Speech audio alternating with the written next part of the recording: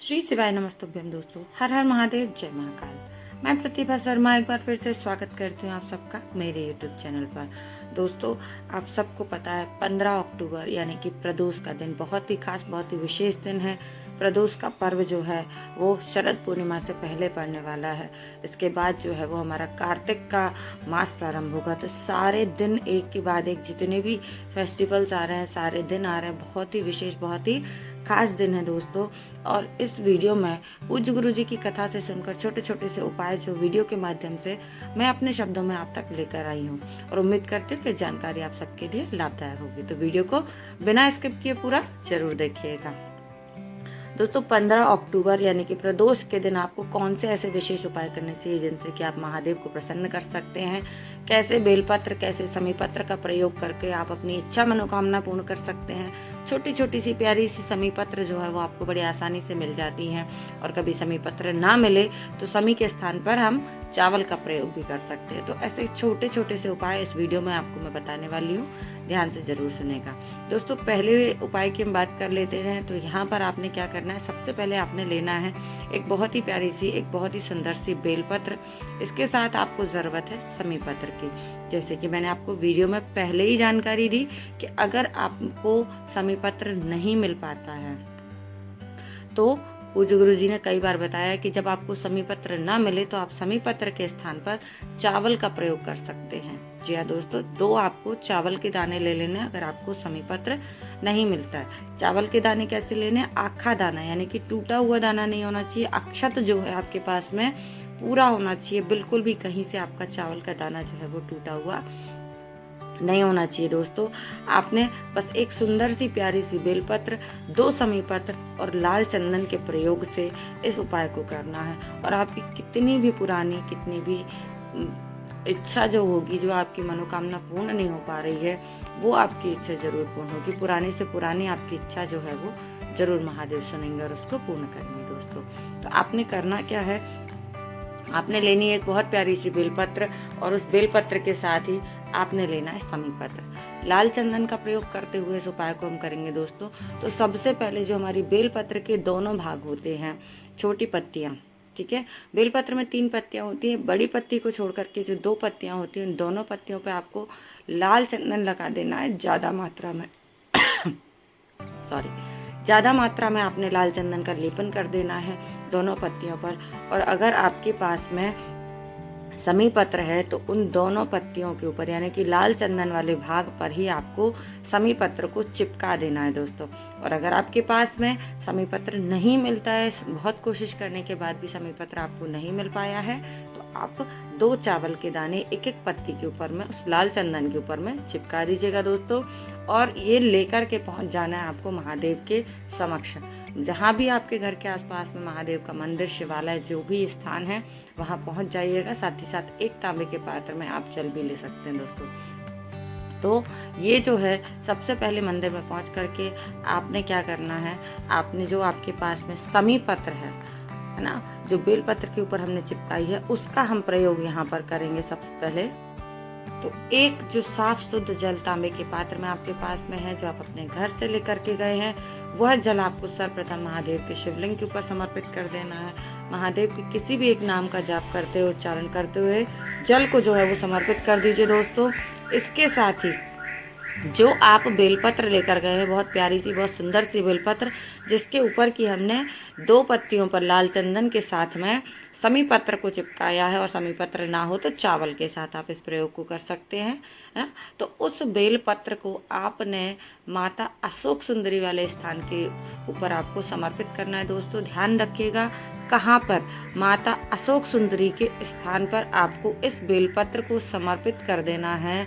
और भगवान जो हमारे हनुमान जी हैं, उनके एक भाई हैं, उनका आपको नाम का स्मरण करना है, जिनका की नाम है गतिमान। जी हाँ, गतिमान भगवान के नाम से आपको इस उपाय को करना है।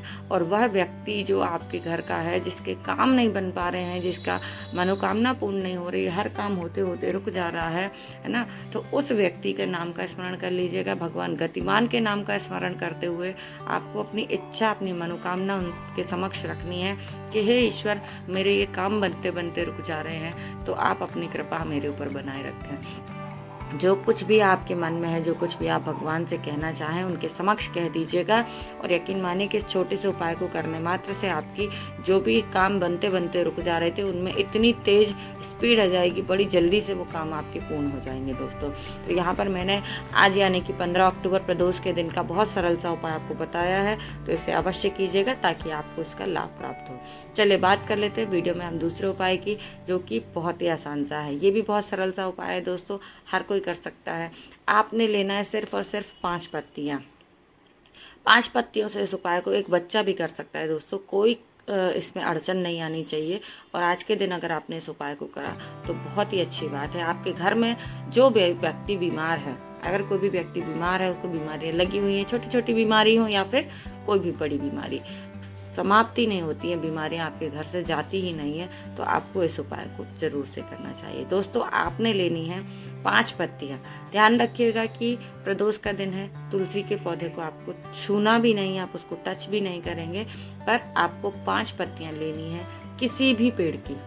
आप इस बात का भी स्मरण रहे कि एक ही पेड़ की 5 पत्तियां ना ले लें, आपको 5 अलग अलग पेड़ों की पत्तियां लेनी है एक एक। जैसे कि एक पत्ती आपने ले ली आम की, दूसरी आपने पीपल की ले ली, तीसरी आपने बरगद की ले ली, चौथी आपने कोई भी पत्ता ले लिया, चाहे वो गुड़हल का हो, 5वां आपने नीम का ले लिया, कुछ भी XYZ आप कोई भी 5 अलग अलग पेड़ों की 5 पत्तियां लेना है और इस उपाय को करना है दोस्तों। साथ ही साथ हम प्रदोष के दिन इस उपाय को कर रहे हैं, तो आपको पता है कि प्रदोष के दिन जब हम महादेव को कोई उपाय करते हैं, कोई जल समर्पित करते हैं, उसमें उस जल में कुछ बूंदें आपको गंगा जल की मिला लेनी है। तो सबसे पहले तो 5 पत्तियां आपने 5 अलग अलग पेड़ों की 5 पत्तियां इकट्ठी कर लेनी है दोस्तों, और अपने घर से साफ शुद्ध जल लेना है तांबे के पात्र में, कुछ बूंदे गंगा जल की मिला करके पहुंच जाना है महादेव के समक्ष, उनके शिवलिंग के पास पहुंचना है दोस्तों, और वहां पहुंच करके इस उपाय को आपको करना है। करना क्या है, ध्यान से सुनिएगा। जो आपके पास में 5 पेड़ों की पत्तियां हैं दोस्तों, आपको महादेव को समर्पित करनी है। लेकिन रुकिए जरा, सारी पत्तियां एक साथ समर्पित नहीं करना है। अगर आपने 5 पेड़ों की पत्तियों को एक साथ समर्पित कर दिया, आपका उपाय यहीं पर ही खराब हो जाता है, यहीं पर ही गलत हो जाता है। 5 पेड़ की पत्तियां जो है वो एक एक करके आपको समर्पित करनी है। जैसे कि आपके पास एक आम की पत्ती है, तो सबसे पहले आपने आम की पत्ती को समर्पित कर दिया। दूसरा आपके पास में पीपल की पत्ती है, पीपल की पत्ती को समर्पित कर दिया। तीसरा आपके पास में अशोक की पत्ती है, आपने अशोक की पेड़ की पत्ती को समर्पित कर दिया। चौथा आपके पास में नीम की पत्ती है, आपने नीम की पत्ती को समर्पित कर दिया। ऐसे एक एक करके 5 पेड़ों की पत्तियां जो है वो आपको भगवान को समर्पित करना है दोस्तों। उसके बाद जो आपके पास में जल है पात्र में, जिसमें कि गंगा जल की कुछ बूंदें मिली हुई है, उस जल को हम समर्पित करेंगे।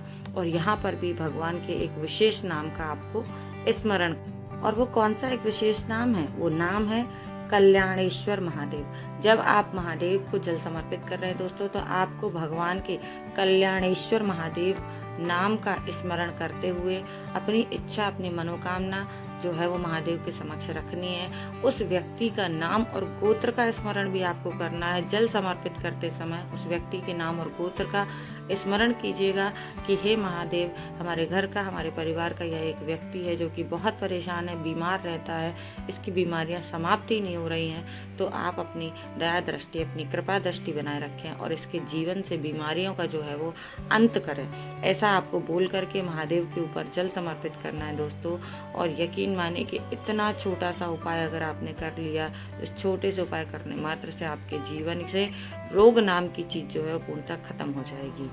इतने छोटे छोटे से उपाय है जो पूज्य गुरु जी अपनी बहुत सारी कथाओं में बताते हैं, मैं आप सबके साथ वीडियो के माध्यम से शेयर करने की कोशिश करती हूँ। अभी आपको बहुत ही प्यारी सी बेलपत्र भी मिल जाएंगी, धतूरा भी मिल जाता है, समी पत्र भी आसानी से मिल जाते हैं दोस्तों। तो इन सभी चीज़ों का प्रयोग करते हुए आपको इन छोटे छोटे उपायों को अवश्य करना चाहिए।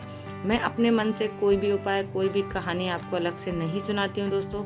पूज्य गुरु जी सारे उपाय जो है वो अपनी कथाओं में, अपनी पुस्तकों के माध्यम से आप सब तक पहुंचाते हैं, और मैं भी उन्हीं उपायों को वीडियो के माध्यम से अपने शब्दों में आप तक लेकर आती हूँ। उम्मीद करती हूँ कि जानकारी जो है आप सबके लिए लाभदायक होगी दोस्तों। तो आज के दिन यानी कि 15 अक्टूबर प्रदोष का दिन विशेष ही खास दिन है, बहुत महत्वपूर्ण दिन है। इसका आप लोग भरपूर लाभ उठाइएगा, महादेव को प्रसन्न कीजिएगा। आपके जो भी रुके हुए काम हैं सब इतनी स्पीड से चलना शुरू होंगे कि बस बहुत जल्दी चुटकियों में आपके काम हो जाएंगे। महादेव की कृपा आपके ऊपर होगी, आपके घर से रोग बीमारी गायब हो जाएगी। दोस्तों, उम्मीद करती हूँ कि पूज्य गुरु जी की कथा को सुनकर, वीडियो के माध्यम से कुछ छोटे छोटे उपाय जो मैं आप सबके लिए लेकर आती हूँ, ये जानकारी आप सबके लिए लाभदायक होती होगी। तो वीडियो अगर जरा सा भी अच्छा लगता है तो वीडियो को लाइक करें, शेयर करें और चैनल को सब्सक्राइब सभी को करना है। अगर आप मेरे चैनल पर पहली बार आए हैं तो बेल आइकन को प्रेस करना बिल्कुल भी ना भूलें, ताकि आने वाली जानकारियाँ आप सबको समय से मिलती रहें दोस्तों। और ऐसी ही महत्वपूर्ण जानकारियाँ देखने और सुनने के लिए मेरे साथ बने रहें मेरे चैनल पर। मिलेंगे अगले वीडियो में फिर से कुछ नई जानकारी के साथ।